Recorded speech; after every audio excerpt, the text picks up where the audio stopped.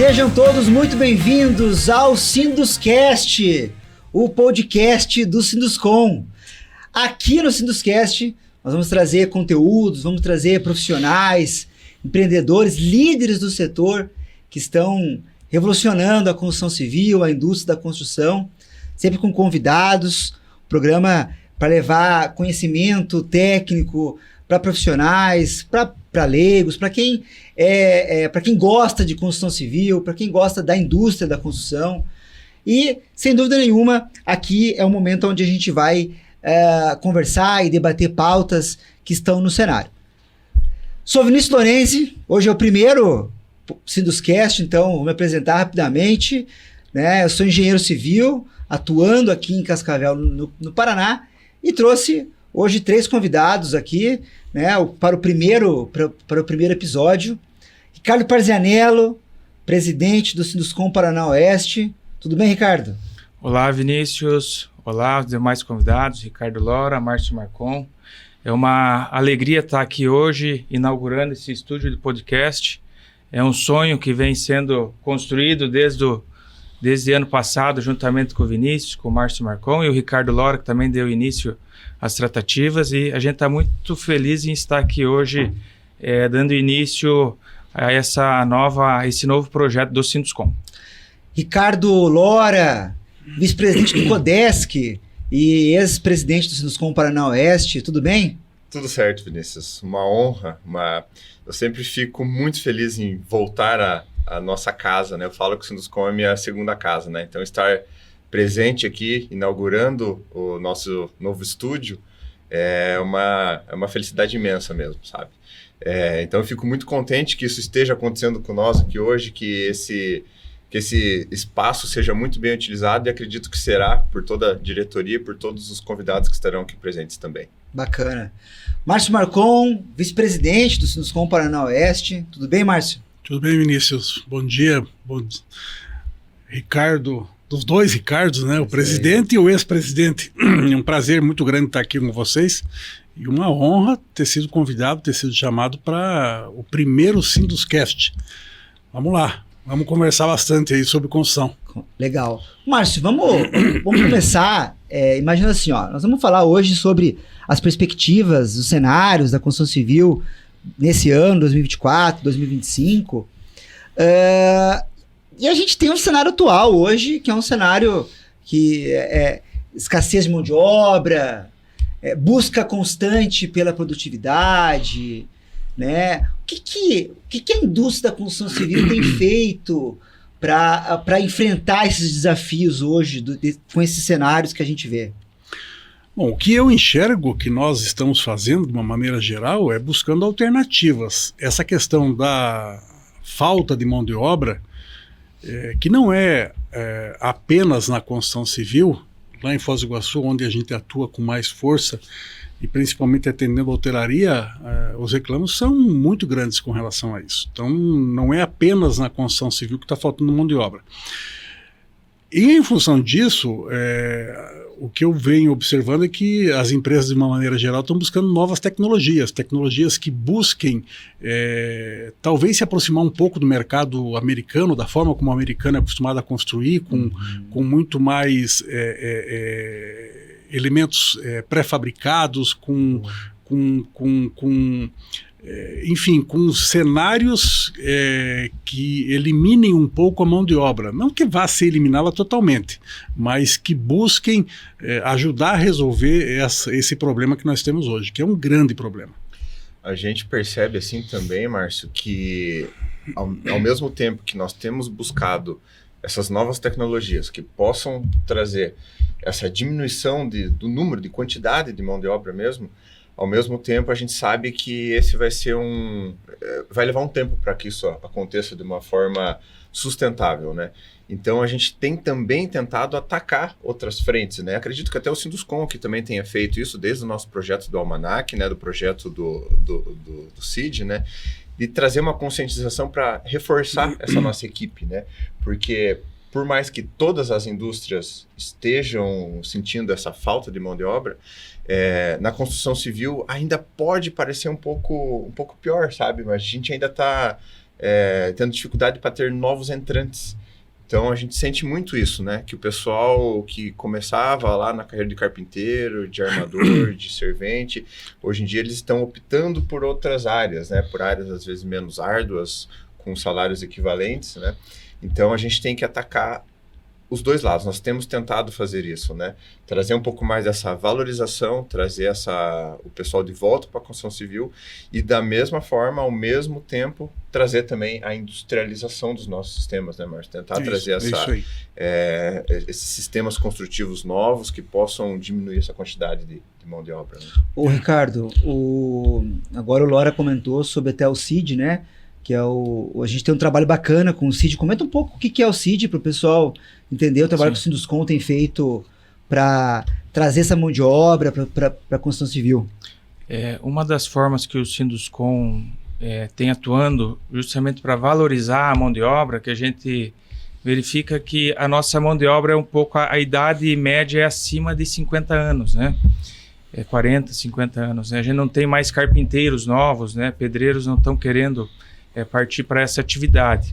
Então a gente está começando lá desde a base, fazendo um trabalho de valorização da profissão, das profissões da construção civil. E uma forma que a gente vem atuando é por meio do almanaque do CID, né? Que é o almanaque infantil, onde as crianças já começam a tomar gosto pela construção civil, pelas profissões da construção civil. E está sendo um trabalho bem bacana, a gente já está indo para o 3º ano, né, Vinícius? A gente busca com o CID com que a criança sinta orgulho do pai dela, né? Com que ela veja o pai dela trabalhando, quando ele chega em casa, e ela sinta orgulho, meu pai é carpinteiro, meu pai é pedreiro, porque às vezes a gente tem muita supervalorização de outras profissões. Eu tenho alguns colegas médicos, né? Daí eu brinco lá com eles, falo assim, meu filho eu quero que seja médico. Daí eles falam assim, não, meu filho eu quero que seja engenheiro. Aí eu parei para pensar assim, tá vendo como são as coisas? Às vezes a gente deixa de valorizar isso na engenharia, mas numa profissão ali como pedreiro, como carpinteiro, isso é a mesma coisa, né? Você pega a carpintaria, por exemplo, ela foi uma profissão que ela foi passada de pai para filho e hoje há uma escassez no mercado desse tipo de profissional. Inclusive, é o tipo de profissão, né, Vinícius, que você aprende na prática, né? Você tem que começar ali desde o início aprendendo como que faz o corte da madeira, né? E, inclusive, Ricardo, olha que interessante. Às vezes, a falta da mão de obra específica, como de carpintaria, ela acaba mudando completamente uma técnica ou uma tecnologia dentro da construção civil. Existem atividades que antes eram feitas de madeira, de carpintaria, hoje já modificou o processo em função dessa escassez. Sim, trazer formas metálicas, trazer formas de outros sistemas que possam ser trazidos prontos para o canteiro de obras, né? Que você não precisa ainda dessa mão de obra arcaica dentro da construção. E mesmo os carpinteiros de hoje em dia, a gente já percebe que são muito mais evoluídos do que, né? Eles aprenderam a lidar de uma forma diferente com os materiais também.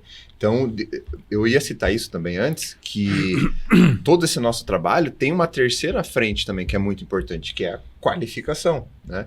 Então, para a gente ter essa mão de obra disponível, para a gente quem sabe diminuir essa escassez, uma das frentes é a qualificação. Ter gente treinada, ter gente disponível e treinada para assumir esses papéis dentro da construção.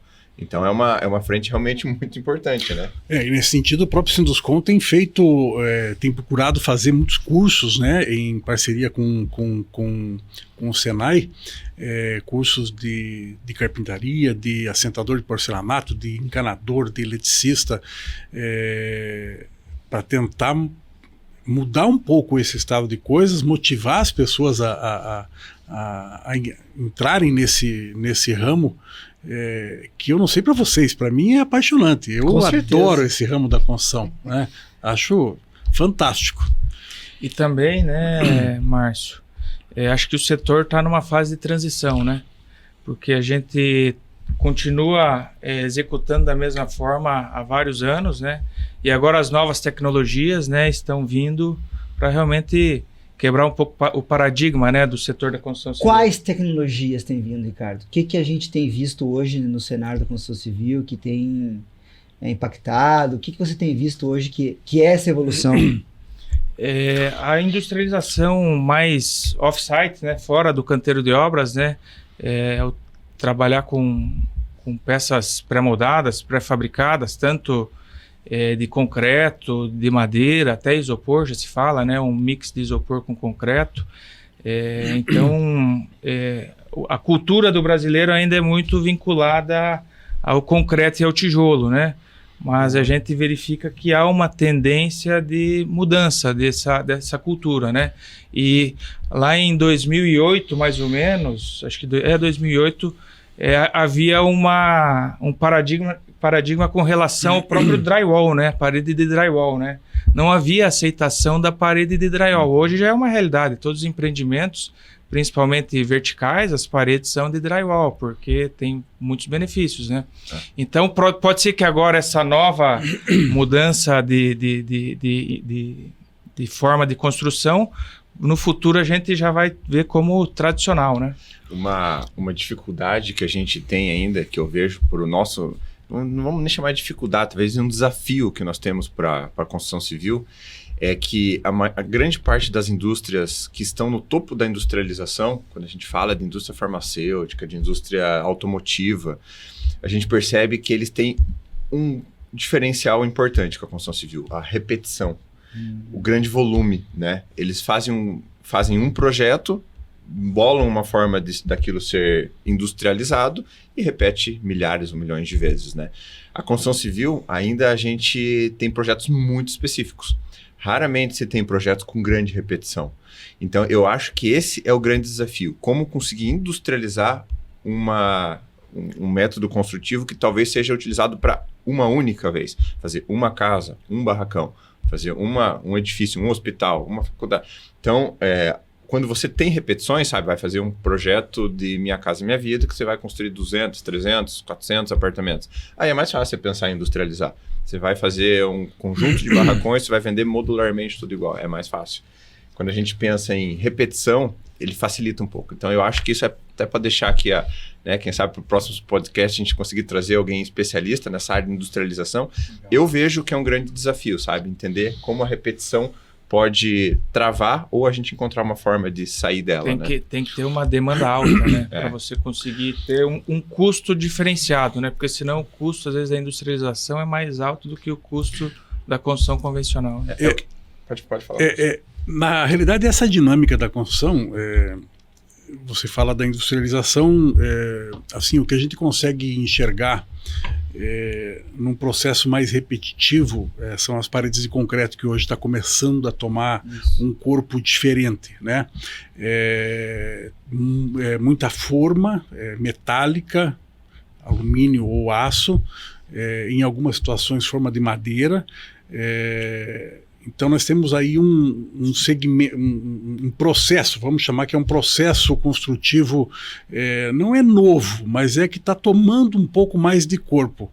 Só que a dinâmica que nós temos na construção, e eu vejo que ela é apaixonante exatamente por isso, é que você não tem... você falou de hospital, nós podemos falar de N outros tipos de obra.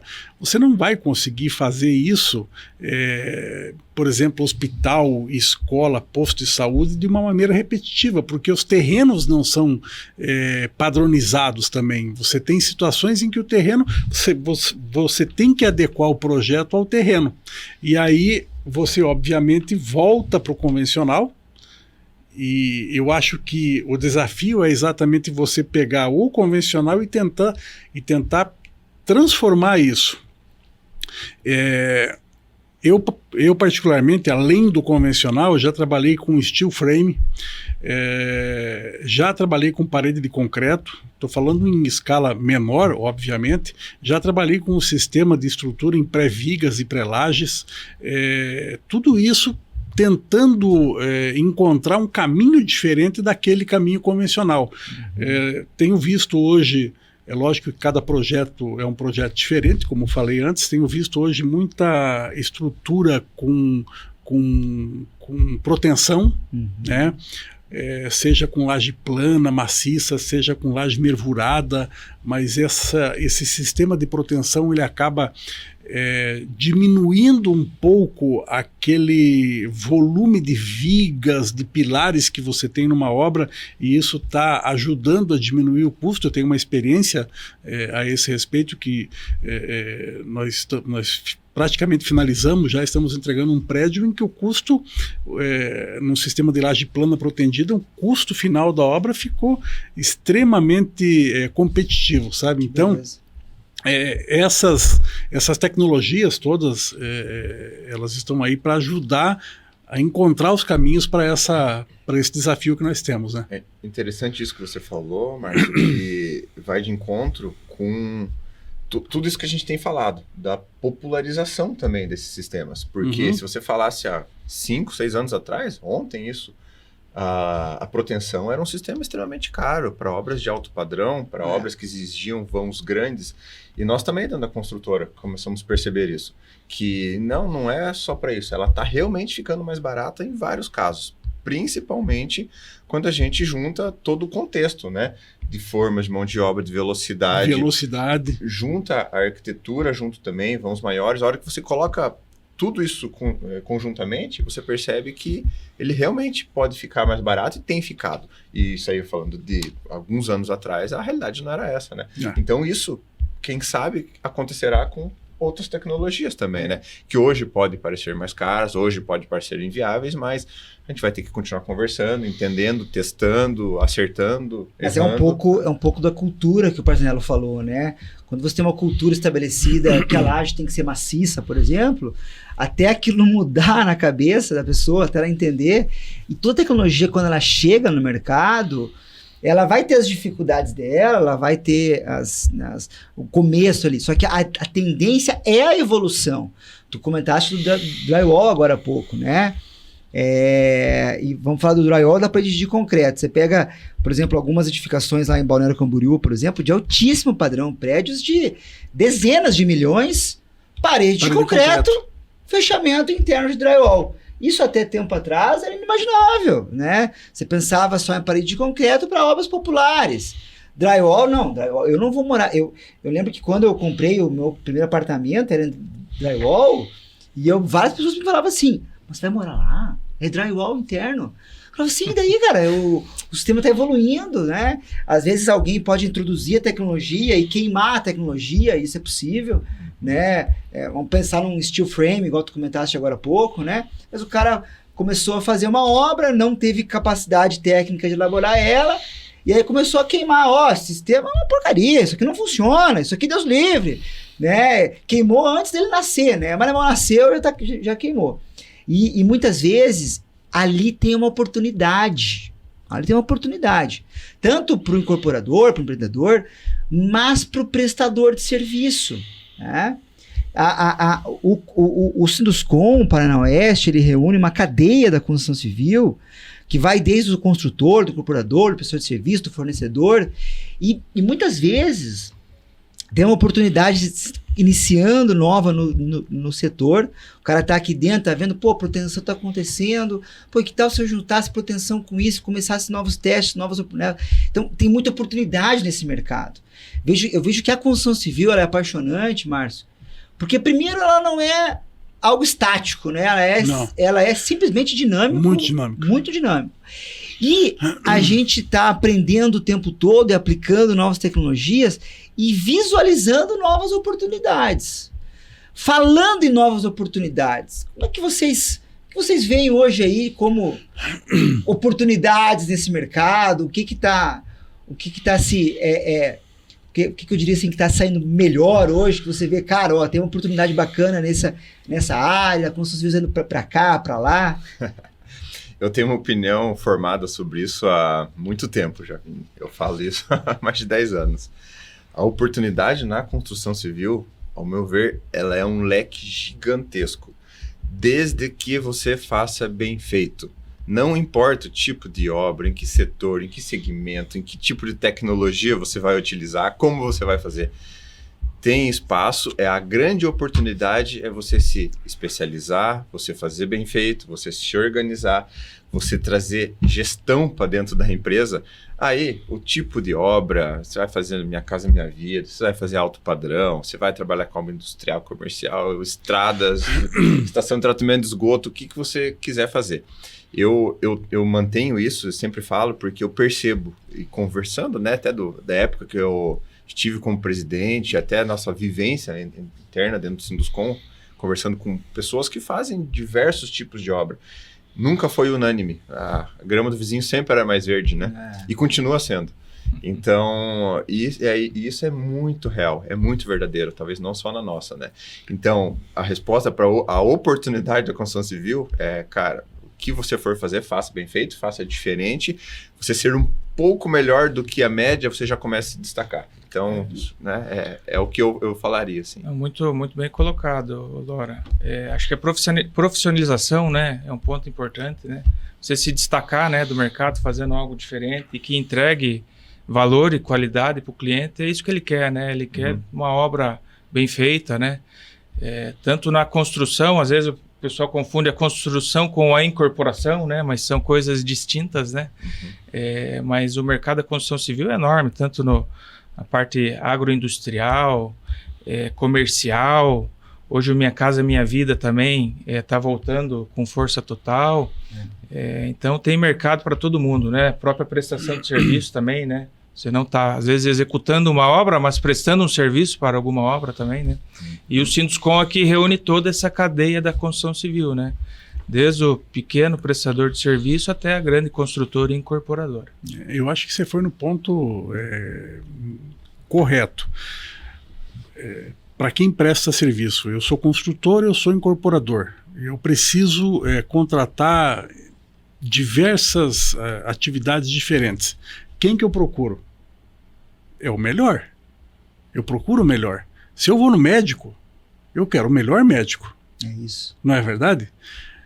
E eu imagino que assim as pessoas pensem também. Eu preciso da melhor... E no nosso caso, é um pouquinho mais complexo isso, porque o sujeito vai comprar um apartamento, vai construir uma casa, vai fazer uma obra para sua empresa, ele não gasta pouco. Ele não gasta pouco. O dinheiro que ele gasta é pesado, né? Então, mais uma razão para as pessoas procurarem qualidade. E eu acho que esse é o ponto fundamental. Procurar fazer melhor, procurar fazer organizadamente, tem o seu diferencial. Isso é fundamental. Sem contar, né, Marcon, a responsabilidade, né? Que a construção envolve um nível de responsabilidade muito grande, né? Muito grande. Você está colocando muitas vidas, né, debaixo de uma construção ali que você tem que garantir, né, a segurança de uma construção, né? Então, sem contar a qualidade, a questão da segurança, né, e da responsabilidade é muito grande. O Márcio fez uma analogia com a medicina, com o médico, né? Eu adoro analogia com a medicina porque ela é muito palpável para todo mundo, porque todo mundo em algum momento tem que procurar um médico, né? Tá com uma dor no joelho, tá com uma dor no ombro, né? Você sempre tem. E o Ricardo falou de responsabilidade. Nós construímos prédios que abrigam centenas de pessoas, né? Dezenas, centenas de pessoas. Então, a nossa responsabilidade é maior do que de um médico. O médico está numa cirurgia, é uma pessoa que ele está atendendo, né? Nós erguemos edificações que estão muitas vidas. E falando dessa analogia específica com a medicina, me vem na cabeça assim que cada vez mais a cadeia da construção civil, ela caminha para as especialidades. Por exemplo, Márcio, se você está com uma dor muito forte no seu olho, né? Tô ruim no olho aqui, não tô enxergando direito. Por acaso você vai lá no clínico geral que sabe tudo? Claro que não. Claro que não. Ou então, as pessoas às vezes chegam pra mim e falam assim, viu, eu tô com uma situação lá na minha casa, a gente brincava aqui antes de calhas, né? Tô com uma situação de calha na minha casa. Eu falo, olha, é o seguinte, eu sou engenheiro de fundações. Eu nem sei o que é uma calha, né? Brincadeiras à parte, né? Então, como é que vocês veem essas especialidades, como que elas vêm tomando corpo cada vez mais na indústria da construção civil? Por favor, Lara. A gente tem passado por experiências que envolvem muito essa questão. Execução de grandes obras e obras importantes, obras imponentes, a gente percebe que não existe como fazer essas obras sem ter cada profissional de cada área envolvido desde o início do projeto. Acredito que antigamente, posso falar antigamente, mas a gente constrói há 15 anos, eu lembro até do começo da construtora, às vezes a gente ainda tinha 3, 4 profissionais ali que juntos eles conseguiam abranger tudo que estaria acontecendo dentro de uma obra. Hoje está muito diferente isso. A gente vai fazer, tem o especialista na tubulação de gás X, especialista na tubulação de gás Y. Então, a especialidade ela abriu de uma forma muito maior do que era antigamente, falar de projeto hidráulico, elétrico e estrutural, entende? Que é onde faziam-se todos os projetos, né? Então, cada vez mais esse leque está abrindo. Eu percebo durante as nossas reuniões de compatibilização de projeto, de início, o Vinícius participa de algumas também, que está faltando mesa. A gente tem uma sala grande, está faltando cadeira, faltando mesa, porque junta 14, 15, 16 pessoas para dar o start num projeto, cada pessoa numa especialidade e lá no comecinho ainda, sabe? De coisas que antigamente a gente falava, não, isso aqui ele consegue responder, a gente vai tocando assim lá no final, no meio da obra, se a gente precisar, a gente traz.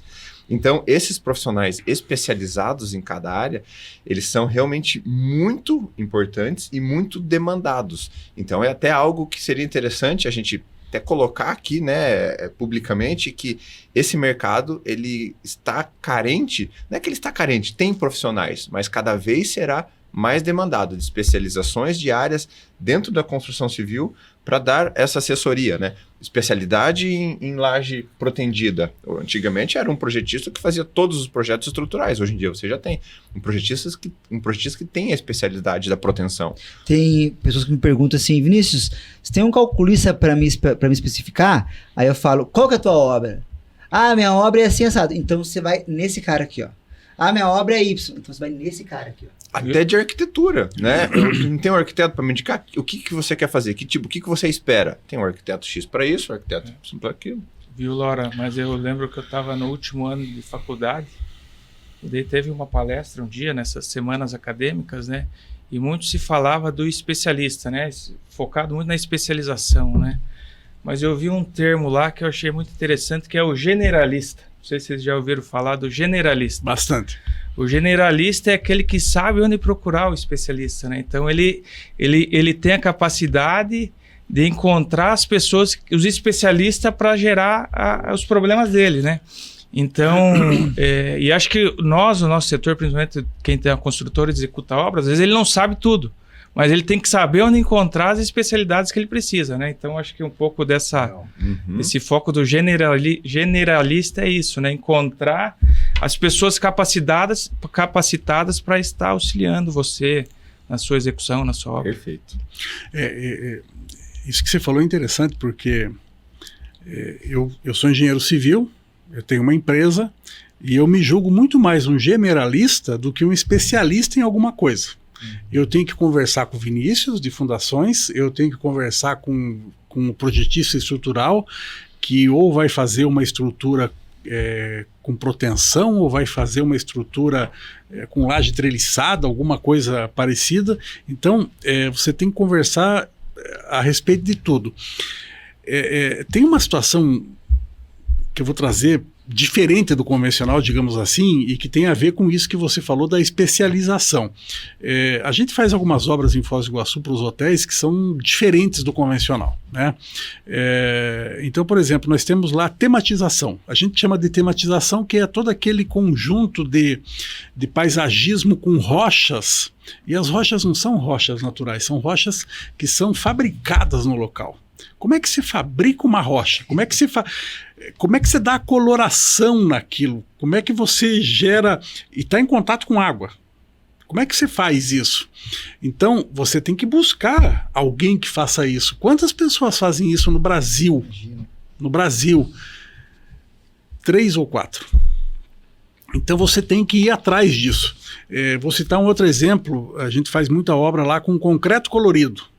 Concreto colorido, eu tinha uma visão antes de começar a trabalhar com isso e acabou que a gente aprendeu que não é tão simplesinho assim, embora você possa fazer a cor que você quiser, né, com os pigmentos que existem no mercado. A questão é, onde encontrar isso? Onde encontrar, inclusive, literatura, matéria-prima para poder fazer esse tipo de coisa. São coisas muito específicas que demandam uma especialização de alguém. Então, e isto não é apenas nesses 2 itens que eu comentei. Você não encontra um pedreiro, por exemplo, que seja excelente no assentamento de porcelanatos. O cara que assenta porcelanato, posso estar falando bobagem, acho que não, o cara que assenta porcelanato, ele não vai fazer alvenaria, não é? Ponto. Acabou. Esse é o métier dele. O Márcio, é legal a gente falar isso, até o Parzanello trouxe o outro cenário, generalista, e tem toda a razão. Na verdade, tem oportunidade nos dois mercados, né? Tanto para o generalista quanto para o especialista. Mas quando você falava, Márcio, eu fiquei pensando o seguinte. Eu tenho que falar com o Vinícius sobre fundação. E Márcio, se você não entender de fundações, você pode acabar, ao longo do seu caminho profissional, sendo passado para trás, ou sendo, por exemplo, ou utilizando uma técnica inapropriada pela tua falta de conhecimento. Tá? Então, observe como generalista, ele não é especialista de fato em algo pontual, mas ele tem que ter um domínio de toda essa arte, porque senão ele é passado para trás. Daqui a pouco ele vai para uma obra, para uma região que ele não conhece. Porque assim, Márcio, é muito fácil você já, com anos de prática, anos de vivência, você sabe quem é o melhor, tu comentaste. O cara lá, o hidráulico, da elétrica, eu conheço aqui. Agora vamos imaginar que o Ricardo resolveu ir morar, né, em Cuiabá. Tá bom, chegou em Cuiabá, eu não tenho os contatos de quem é quem. Né? Reuni ali e o cara começou a dar umas ideias meio malucas lá e tal, e o Ricardo não entende nada daquele tema e acaba sendo levado para trás. Né? Então, olha como é importante realmente esse conhecimento, e olha como a gente tem muita oportunidade nesse cenário, né? Verdade, é isso aí. A gente falava antes de oportunidade, eu quero citar uma que eu acho legal, que quando eu fiz o meu doutorado, eu tinha uma das minhas disciplinas, era sustentabilidade, né? E aí eu falava assim, cara, vai ser um pé no saco, né? Sustentabilidade, vamos aprender a plantar árvore, né? Vamos. E aí, a primeira frase assim, Márcio, o professor chegou na sala de aula assim, bom dia. Primeira coisa que eu quero dizer para vocês é que a sustentabilidade só faz sentido se ela trouxer lucro. Perfeito. Ela só faz sentido se ela trouxer lucro. E aí eu comecei a perceber o quanto isso faz sentido. Né? E existem hoje N tecnologias sustentáveis que estão entrando cada vez mais, que elas são sim sustentáveis, e aí podemos falar dos painéis solares, né, que é algo que tem um pouco mais de tempo, mas tem tantas outras tecnologias que estão entrando na construção civil, na indústria da construção civil, com essa pegada sustentável que traz lucro. Né? Como é que vocês veem isso aí? Eu tenho essa percepção inicial que você comentou. Sempre quando se fala em sustentabilidade, eu sempre cito o tripé da sustentabilidade, que às vezes o pessoal pensa só no verde, né? Pensa só no ambiental, né? Mas a sustentabilidade ambiental é um dos pés do tripé, né? A social e a econômica tem que sempre andar juntos, senão ela inviabiliza a sustentabilidade ambiental. E para isso, a gente tem desenvolvido diversos estudos e técnicas, até com base em execuções de obra mesmo que a gente tem feito nos últimos tempos, de entender quais medidas são realmente sustentáveis e quais são sustentáveis apenas no ambiental, apenas no econômico, para tentar focar naquela que realmente vai se perdurar a longo prazo, né? As medidas são as mais variadas, né? Isso aí a gente tem feito. Eu acho que o Márcio também tem executado obras. Eu estou executando uma obra que tem certificação LEED hoje, né? Que tem diversas, né? Desde certificação LEED e certificação WELL, né? Também de saúde e bem-estar. Então, um caderno de premissas assim com mais de 200, 300 itens, né, cara? É muita coisa. Você estava falando isso, eu estava lembrando exatamente disso. E aí a gente volta naquela questão do especialista e do genericista, né? Esse é um tema complexo. Total. A gente não tem, eu pelo menos, não tenho tanto domínio sobre isso. Então você falou em certificação LEED, certificação WELL, certificação GBC, tem outras certificações, né, em que você vai instalar um determinado tipo de vidro em função do sol, em função da fachada que você está, e aí nós temos especialistas que fazem isso e que geram economia. Exato. Se a economia não é na implantação, a economia é na operação, mas gera uma economia. Exato. Então esse é um ponto, e eu entendo que essa situação está fazendo com que nós estejamos passando por um momento de transformação. A gente não entende muito do assunto, né? Entende o básico do básico, diria assim. Tem gente que entende mais, mas eu acho que isso, assim como a questão, por exemplo, do drywall, chegou devagarinho e tal, e está tomando conta. Vai tomar mais conta ainda. Eu acho que isso é fundamental. Eu lembrei de mais uma coisa, Márcio, que eu percebo que agora já tem mudado um pouco o cenário também, que é quando a gente fala de sustentabilidade, o Vinícius comentou antes no começo sobre placas fotovoltaicas. A gente vai fazer uma obra e o cliente fala, não, eu quero que ela seja sustentável, eu quero medidas e tal, pode colocar placa fotovoltaica. Eu falo, peraí, a placa fotovoltaica ela é importante, ela pode fazer parte de todo o contexto, mas primeira coisa, eficiência energética da obra. Primeiro, a gente vai reduzir consumo. Não adianta você encher de placa fotovoltaica, você vai gastar mais com as placas, você vai sobrecarregar todo o seu telhado, sendo que a sua obra é ineficiente. Então, tem que cuidar com a térmica, né? Você entender por onde está ventilando, por onde está entrando o calor. Isso. Reduzir todo esse consumo, reduzir o consumo de iluminação, de tudo que seja possível. Como último passo, aí agora, quanto você está consumindo energia, entra a placa fotovoltaica. Então, a sustentabilidade, o ponto-chave que eu vejo hoje é a eficiência energética da obra, para depois a gente falar, beleza, então já estamos consumindo pouca água, agora vamos ver se vale a pena a gente utilizar a água da cobertura, vamos ver se vale a pena a gente reciclar alguma água para utilização em banheiros, em jardins, né? Mas a eficiência eu acho que é a palavra-chave, para depois a gente falar de reaproveitamento de água, de utilização de placas fotovoltaicas e coisas similares. Isso que o Laura falou é importante. Nós fizemos uma obra em Foz do Iguaçu para o Exército, há uns 5 anos atrás. Foi a primeira do Paraná e uma das primeiras do Brasil a ter o selo Procel. O selo Procel é o LEED brasileiro, né? Então é a nomenclatura que dá aqui para as obras que têm eficiência energética no Brasil, né? E um dos principais pontos que auxiliava na eficiência energética era a cor das paredes externas. Então, às vezes, alguns pontos chaves, você tem uma eficiência energética muito maior, economizando muito mais, né, do que, às vezes, um sistema mais caro, né?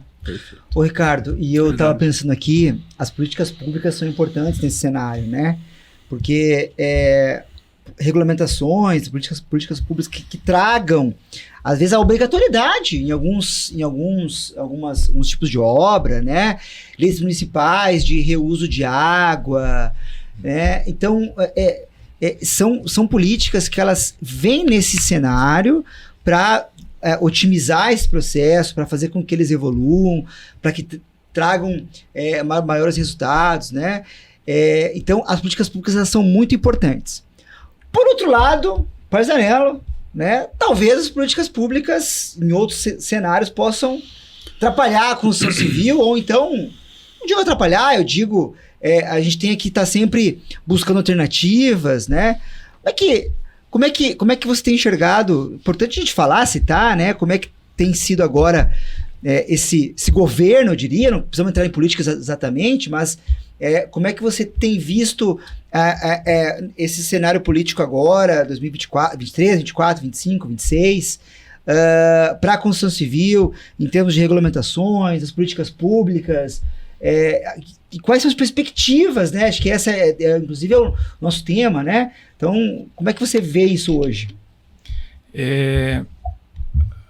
O setor, vamos falar um pouquinho de obras públicas, né? Boa. Ele está passando por uma transformação atualmente, né? No começo do ano houve a mudança da nova lei de licitações, né? Que realmente transformou o setor como um todo, né? Mudou toda a forma de contratação de obras públicas, criando várias oportunidades, né?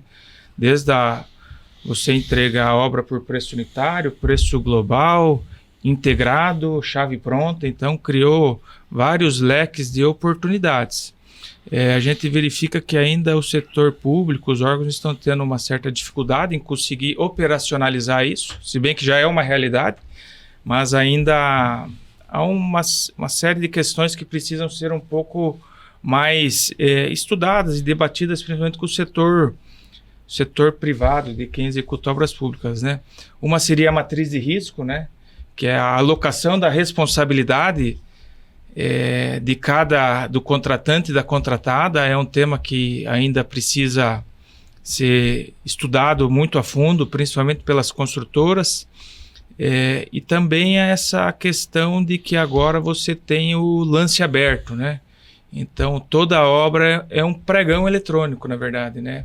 E no pregão eletrônico, que já vinha acontecendo no passado, né, com pequenas reformas, agora no caso é para todo tipo de obra, os lances excessivos e às vezes na emoção que uma empresa dá e depois se torna inexequível. Então, o setor tem essa dificuldade, esse desafio para encarar, né? Mas precisa também do apoio do órgão público para tentar encontrar uma solução. Até foi no final do ano passado, tinha sido aprovado no Congresso a questão de proibição de pregão e lance aberto para obras públicas, mas acabou sendo vetado pelo presidente. Então é um trabalho que a CEBIC vem trabalhando muito fortemente lá em Brasília, né? Bacana. E o que a gente vê de obras públicas, que o governo está focado muito nesse governo, é a questão do Minha Casa Minha Vida, né? Acho que a prioridade do governo é a execução de moradia popular para a população. No nosso mercado, eu não atuo em obras públicas, né? A nossa construtora ela é focada apenas em obras privadas. Sim. E esse relacionamento com os entes públicos, ele se dá de uma forma muito menos agressiva, muito menos envolvida, né? Do que quem faz a venda direta, né? Para os órgãos públicos. Então, para nós, o que a gente mais tem pedido, tem cobrado, tem tentado manter alinhado é a diminuição da burocracia, né? Que a gente consiga trabalhar com mais liberdade, entende? Sim. Que a gente tenha formas mais rápidas de aprovação de projeto, um dinamismo maior dentro das prefeituras, dentro dos setores de órgãos ambientais. Então a gente tem muitas fiscalizações, né? Toda obra a gente precisa aprovar na prefeitura, precisa estar com o IAT, com as licenças ambientais do IAT, agora o IFAM. Então a gente tem uma sequência assim, de licenças e regulações que eu vou falar que já está melhor do que era tempos atrás, né? A gente conseguiu, principalmente aqui na nossa região oeste, graças a projetos desenvolvidos aqui dentro do Sinduscom também, pelo nosso comitê de desburocratização, né? Então, as aprovações de projetos já estão muito mais rápidas. Dentro do Sinduscom também já saiu uma conversa que mudou muito a forma de aprovação no Corpo de Bombeiros. Então, a nossa relação com com os órgãos públicos, na realidade, é esse. A gente entender aonde que eles podem nos auxiliar, passarmos a nossa realidade de velocidade, de como a gente gostaria que fosse aprovado, de como tem que funcionar um processo, os procedimentos internos, para que não trave o desenvolvimento dos nossos projetos também, que gera renda, gera impostos, né, que é o que acontece no nosso Sim. dia a dia. Ô, Laura, você entrou no tema ali, né, de mercado imobiliário, né, que é a atuação da empresa. Márcio, que é tendência hoje no mercado imobiliário? Apartamentos de luxo, apartamentos simples, ou não, ou o negócio agora é obra comercial, agora é fazer sala comercial, agora é para a indústria, agora é para o agro. O que é tendência hoje? O mercado tem demanda para tudo, né? O mercado tem demanda para tudo. É lógico que uns produtos mais do que outros. Eu, particularmente, enxergo que as edificações com foco para pequenas áreas, os estúdios, os apartamentos de 2 dormitórios, até por conta da capacidade financeira das pessoas, eu acho que isso é o que tá mais em voga. Isso não quer dizer que não haja mercado para apartamentos grandes, de alto padrão e tal, talvez numa escala menor. É difícil fazer uma afirmação nesse sentido. A gente normalmente procura se cercar de pesquisas para entender o que o mercado demanda, né? E essa questão das pesquisas tem um trabalho do Sinduscom junto com o Sebrae e com o Abrain. Da Abrae com o Secov, né? Que nos dá lá um horizonte daquilo que a gente pode trabalhar em função das necessidades do mercado.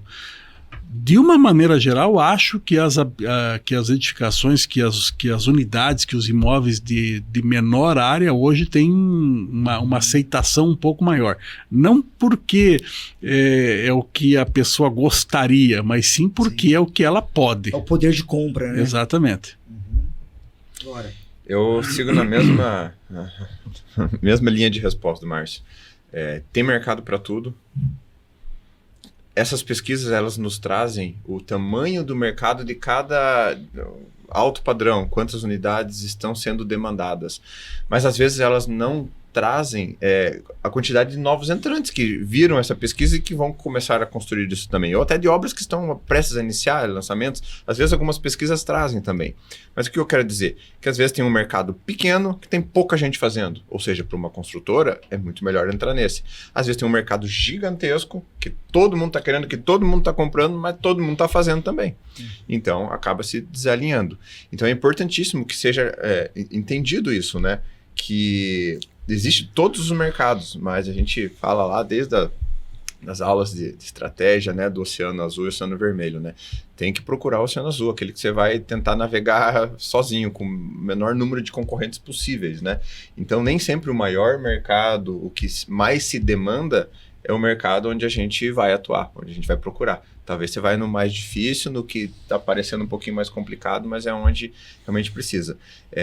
Isso que o Márcio falou, eu também concordo que o poder de compra está reduzido, então os apartamentos menores, principalmente para investidores, né, eles têm saído bem. O cara que quer investir, às vezes ele vai com 400, com 500, às vezes se o cara...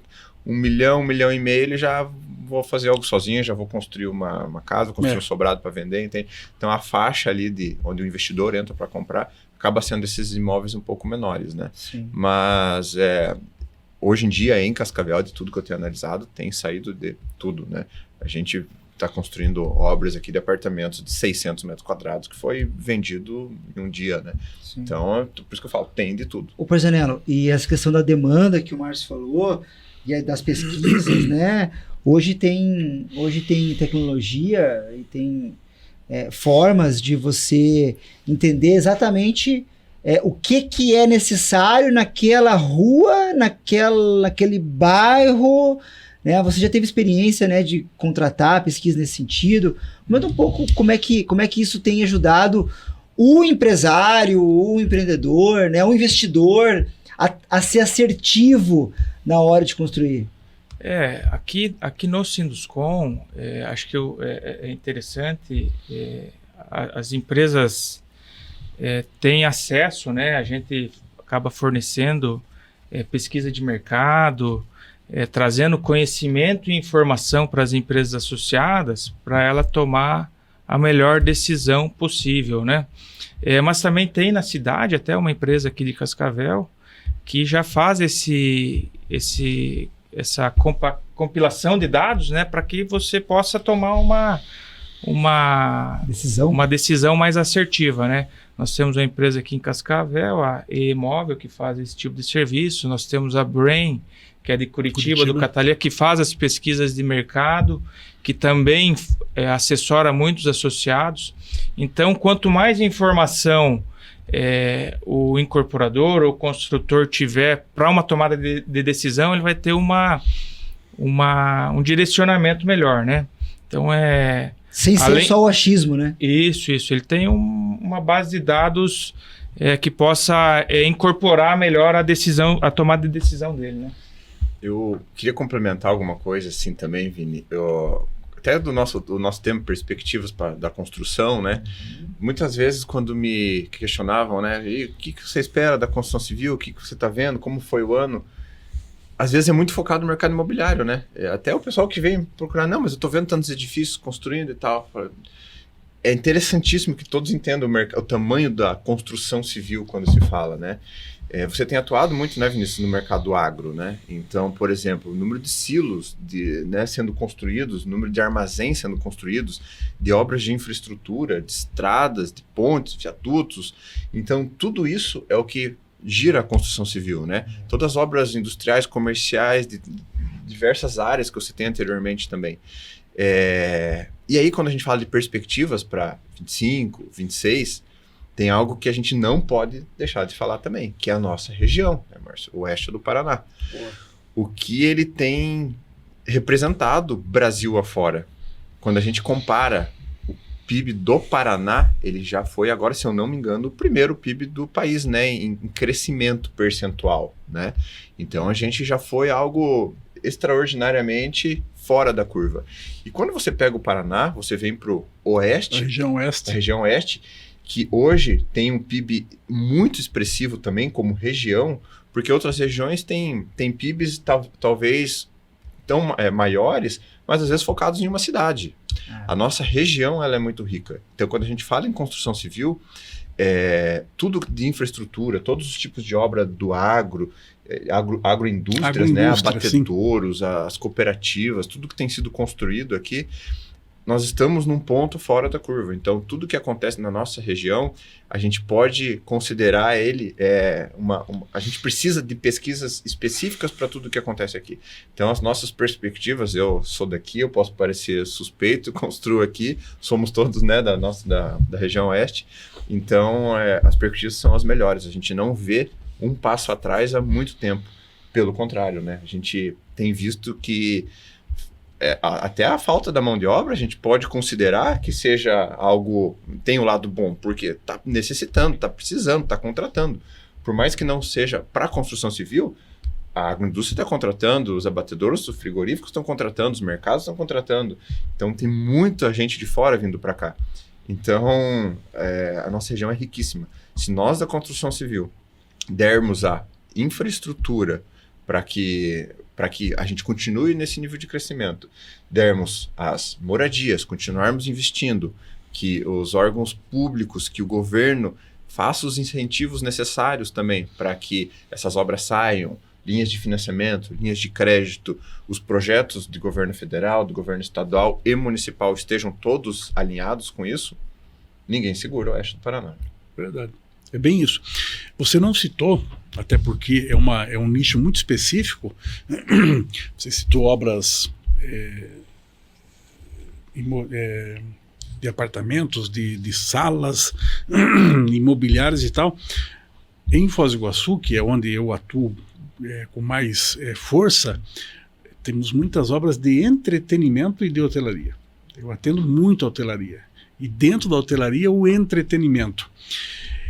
E é impressionante o que acontece nesse caminho de Cascavel a Foz do Iguaçu num domingo. Você não consegue...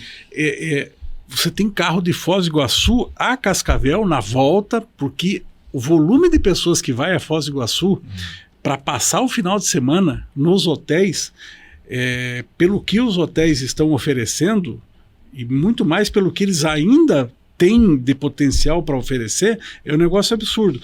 Então a gente faz essas obras de entretenimento, que são obras diferenciadas. Eu falei há pouco a respeito de tematização, de concreto colorido e tal, piscinas diferentes, piscinas praiadas, piscinas com aquecimento, água termal. É um negócio assim espantoso que os hotéis investem nesse sentido, exatamente porque cada vez mais as pessoas querem pegar o seu final de semana e aproveitar de uma maneira diferente, né? Então, tem mercado para tudo. Foz é encantador, né? Foz a gente vê o crescimento dela, a parte do turismo mesmo, roda gigante, a nova ponte, bem-vindo aí Aquário, bem-vindo as ampliações dos hotéis. Dos Dutch Frees. Os Dutch Frees. Eu vou fazer um gancho nisso. Nós, acho que na apresentação está vendo sendo tem citado, hoje em dia eu estou como vice-presidente do Conselho de Desenvolvimento de Cascavel. E dentro do conselho nós temos uma Câmara de Turismo. E aí o pessoal fala, mas turismo em Cascavel, o que vocês vão fazer?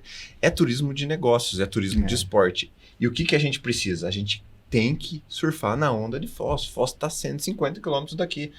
Traz turista do mundo inteiro, vem gente do Brasil todo, de todos os cantos. Então, até um pouquinho extra pauta, né? Mas a nossa ideia aqui, desse caminho inteiro, de Cascavel até Foz do Iguaçu, tem que gerar essa rota do turismo. Por isso que todo o oeste do Paraná tem um desenvolvimento diferenciado, né? E a Foz do Iguaçu tem as cataratas, nasceu com essa vocação, né, de turismo, né? E aí a gente tem que aproveitar as demais cidades, porque o pessoal está aqui pertinho. Oportunidades, fazer né? Um turismo de negócio, onde que o pessoal vai querer, oportunidade. sabe? Por isso que é importante, né? A gente vive do agro, Então o pessoal vem aqui, aproveita e dá um pulo em Foz, fica no hotel. Aconteceu agora, a gente fez durante o show rural, a gente trouxe o pessoal do Paraná todo, pela FIEP, né? Estou na diretoria da FIEP. A gente fez uma reunião aqui, onde que o pessoal ficou? Eles não foram embora, eles ficaram em Foz do Iguaçu no hotel. Passaram mais 3, 4 dias lá, todo mundo. Vieram pro show rural e aproveitaram. Isso que é o desenvolvimento regional, né? Poxa, que bacana. Bacana o nosso episódio. Nosso primeiro episódio vai chegando ao fim. Já se passou quase 1 hora.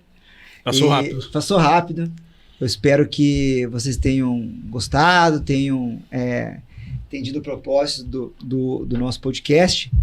E para encerrar, queria que cada um falasse rapidamente aí a sua atuação profissional, um pouco da sua empresa, é importante que as pessoas saibam, e deixar uma palavra final aí para quem está nos assistindo. Parzianello, começamos contigo. Vamos lá. Bom, então, obrigado, Vinícius, pela dedicação que você teve aí por não só conduzir esse primeiro programa, mas também todo o envolvimento do projeto para que saísse do papel, né? Foi um sonho, não foi fácil a gente conseguir montar isso aqui. Então, parabéns aí pela dedicação de você e de toda a equipe do Sinduscom. Então, obrigado também, Márcio Marcon, Ricardo Lora. Para finalizar, então, eu sou engenheiro civil, proprietário da empresa CPD Construções. A gente atua no setor de obras públicas, majoritariamente, e também um pouco de incorporação imobiliária. Obrigado. É isso. Bora. Foi realmente uma honra participar. Muito gostoso estar aqui. É um bate-papo muito leve, muito dinâmico, né? A gente não viu passar esse tempo. Parabéns para toda a diretoria do Sinduscom, seu nome, tá, Ricardo? Tudo que vocês fizeram, toda a dedicação também do Vinícius em tornar isso aqui realidade. Eu acho que aqui vai ser muito bem utilizado, tá? Eu sou proprietário da construtora Bastian Lora. Atuamos no ramo de obras industriais, comerciais e residenciais. Obras diferenciadas, né? É o que por que eu falo de diferenciadas, né? Normalmente obras que não estão não são obras simples, né? Obras de clubes, obras de hospitais, obras de supermercados, né? Loteamentos, não coisas diferenciadas. Hoje em dia eu sou diretor da Federação da Indústria do Estado do Paraná, sou vice-presidente do Conselho de Desenvolvimento e faço parte do Conselho Superior aqui do Sinduscom. Por isso que eu gosto tanto de estar aqui e me sinto tão em casa estando aqui no Sinduscom. Então, parabéns e estou sempre à disposição. A hora que precisarem e quiserem que eu participe novamente, estarei aqui. Só chamar que eu chego rapidinho. Obrigado, Laura. Márcio. Legal. Deixar os parabéns, óbvio, para todos envolvidos aqui na criação desse Sinduscast, né? Acho que a ideia é muito legal, muito bacana. Já estou me convidando para voltar aqui, falar sobre Passarela das Cataratas, para falar sobre Fernando de Noronha, implantação do Parque Marinho de Fernando de Noronha, para falar de outras coisas. Eu acho que é uma excelente ideia e com certeza vai ser um sucesso. Parabéns. Fala um pouco da tua empresa, da Iguaçu. Assim, a minha empresa é a Iguaçu, com 2 S's. É um nome meio diferente, né? Iguaçu. Pouca gente ouviu falar desse nome Iguaçu, né? O diferencial são os 2 S's. Iguaçu Engenharia e Construções, atuo no mercado de Foz do Iguaçu, Medianeira, aqui em Cascavel também, num empreendimento específico, e trabalho com obras da mesma forma que o Lora falou, obras diferenciadas. A gente também tem obras diferenciadas em função até daquilo que eu falei, obras diferenciadas no sentido de processos construtivos, né? Enfim, atuamos no mercado de incorporação também, no mercado de prestação de serviços, hotelaria, entretenimento, prédios, casas, até quintal a gente vai. Pau para toda obra. Pau para toda obra. Muito bom. Bom, agradeço inicialmente até a FIEP, em nome do nosso presidente Edson Vasconcelos, foi o grande apoiador deste estúdio, desta ideia, comprou a ideia, então a gente tem que agradecer a FIEP, né, é a nossa parceira neste momento, né, e agradecer toda a equipe dos Com Paranoeste, né, que fez isso acontecer, especialmente a Jacinta, que comprou a ideia também desde o início. Eu vou me apresentar pela uma única vez, né? Depois não precisaria mais me apresentar nos outros episódios, mas eu sou sócio da Fungel Fundações de Geologia, que é uma empresa focada no setor de fundações e sondagens no oeste do Paraná, com atuação em todo o Paraná e no Mato Grosso do Sul, né?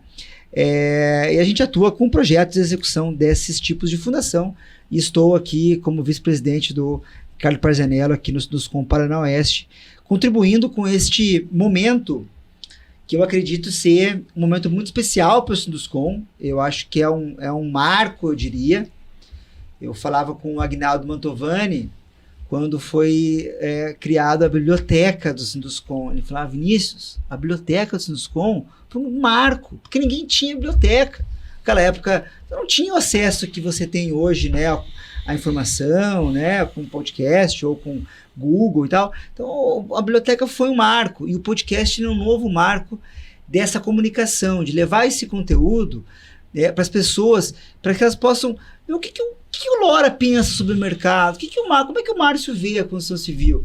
Porque a gente vê lá a figura, vê a placa, vê que faz, né, vê lá uma placa bacana, mas entender um pouco daquilo, conversar, ver qual que é a visão do empresário, é muito bacana.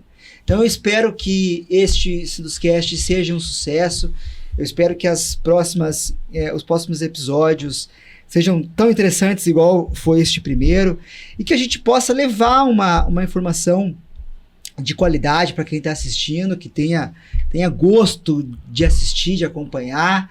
E muito obrigado a vocês três que toparam de primeira, né? Na hora que eu falei, já fiquei meio receoso assim de perguntar na hora. Não, eu vou, conta comigo. Então, muito obrigado. Prazer ter todos vocês aqui e até a próxima.